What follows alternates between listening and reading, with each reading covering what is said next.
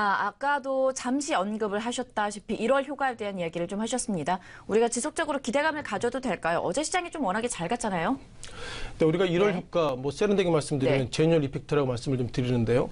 통상 1월 달, 우리가 1월 첫날 어저께 시무식을 많이 하셨는데요. 1월 효과는 이렇게 보시면 좋겠습니다. 시무식 때 대표이사가 2018년도도 상당히 잘 될 것이다. 이렇게 얘기하시는 대표가 99%고요. 1% 정도만 2017년도 힘들었지만 2018년도에는 더 어려울 것이다. 이런 어떤 의미가 있어서 아무래도 1월 효과는 대표이사가 상당히 시장을 좋게 말하는, 그리고 긍정적으로 말하는, 또한 정부 입장에서도 정책들 그런 것들을 상당히 많이 하기 때문에 그런 기대감 속에서 1월 효과가 있다. 이렇게 단어 뜻을 좀 정리해야 될 것 같습니다. 자, 잠깐 좀 화면을 보시면서 말씀 좀 드리겠는데요.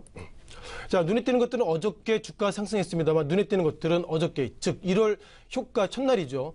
외국인들이 유가정국 입장에서는 2,657억 정도 외국인을 순매수했고요. 눈에 띄는 것들은 기관은 어저께 순매됐습니다. 1월 효과는 결국 주가가 상승해야 되는데 1월 첫날 외국인은 매수하고 기관은 매도했다. 이런 부분들이 기본적인 특징 같고요. 또한 특징 가운데서 연기금입니다. 자, 많은 분들이 유가정국 시장을 넘어서 코스닥 시장, 이제는 연기금이 시장을 좀 더 활성화시키겠다고 했는데 어저께 그 기관 가운데서 금융투자는 1,800억 정도 순매도를 했고 눈에 띄는 것들은 연기금이 고작 92억밖에 순매수하지 않았다. 이런 부분을 보면 연기금은 유가정국 시장을 상당히 관심을 좀 없다 이렇게 보겠고요. 다만 그 작년 12월 달 이후로 눈에 띄는 것들이 결국 코스닥 시장을 어떻게 할 것인가 이런 판단인데 이런 약간 의미 있는 부분이 있습니다. 어저께 연기금이 기관 가운데서 어저께 기관은 917억의 순매도를 보고 있습니다만 순매수 가운데서 그래도 연기금이 어저께 114억으로 상대적인 순매수를 많이 했다는 거 보면 어쩌면 연기금은 지금부터는 유가증권 시장보다 코스닥 시장에 돈을 더 많이 투입하겠다 그런 시그널이 어저께 보이겠다고 보겠습니다. 자, 그러면 전일 매매했던 종목을 또 보셔야 될 것 같은데요. 자, 어저께 첫날 외국인들이 매도했던 종목들 리뷰를 좀 드려보겠습니다. 순매수의 부분은 말씀드리지 않겠고요. 순매도 부분입니다. 어저께 외국인들이 순매수했음에도 불구하고 작년 2017년도 유가정국 시장을 이끌었던 삼성전자를 매도 1위를 올려놨다는 걸 보면 어쩌면 외국계는 이제는 삼성전자를 매수하지 않겠다. 그런 어떤 시그널을 우리가 다시 한번 확인해야 되는 것은 아닌가 이렇게 보겠습니다.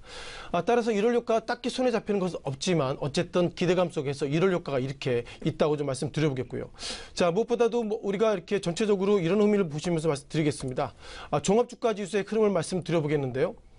자, 종합주가지수 흐름 보면서 우리가 그 월별로 말씀드리겠습니다. 통상 작년 2017년, 즉 2007년부터 2017년 작년까지 어떤 데이터를 좀 보시면서 말씀을 좀 드려보겠는데요.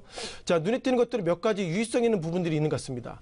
2007년도부터 작년까지 그러니까 그 개장 이후에 첫날에 주가가 하락했다는 것을 결국 1년 통해서 얼마나 하락했나 그런 부분을 말씀드리겠는데요.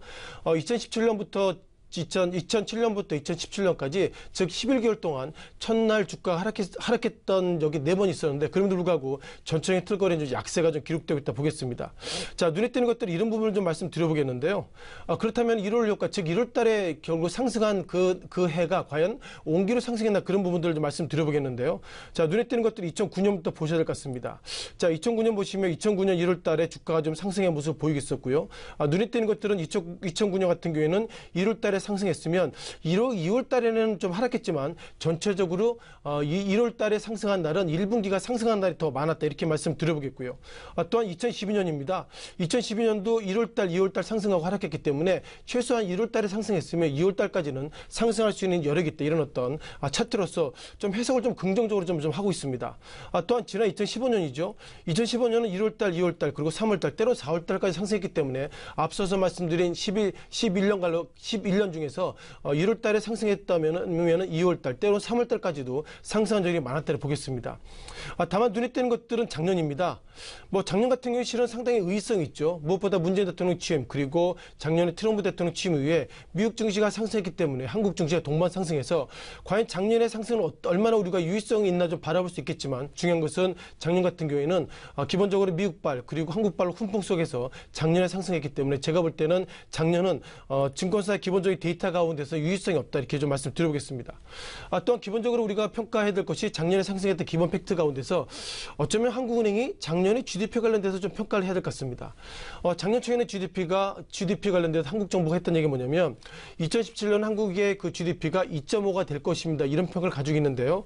작년 10월 달에는 3.0을 올렸고요. 또한 작년 12월 달에는 3.1을 올렸기 때문에 어쩌면 기본적으로 한국은행이 한국의 GDP 즉 경제 성장률을 정확하게 못 맞췄기 때문에 전체적으로 삼성전자가 작년 1월 달 이후에 주가 급등했다는 것은 외국인의 수매일 수도 있겠지만 어쩌면 우리가 모르는 가운데서 한국의 GDP, 즉 한국의 성장률이 좋아지고 있어서 그런 부분들이 성장률과 좀 맞물리고 있다 보겠습니다.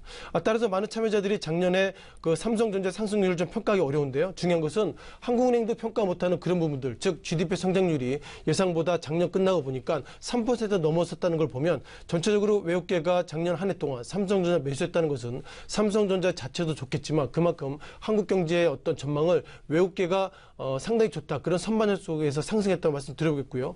전체적으로 작년에 한국은행의 데이터가 틀렸기 때문에 이제는 외국계가 얼마나 매수하는지 또한 얼마나 매도하는지 그런 의미에 따라서 1월 효과가 좌우된다라고 말씀드리겠습니다. 네.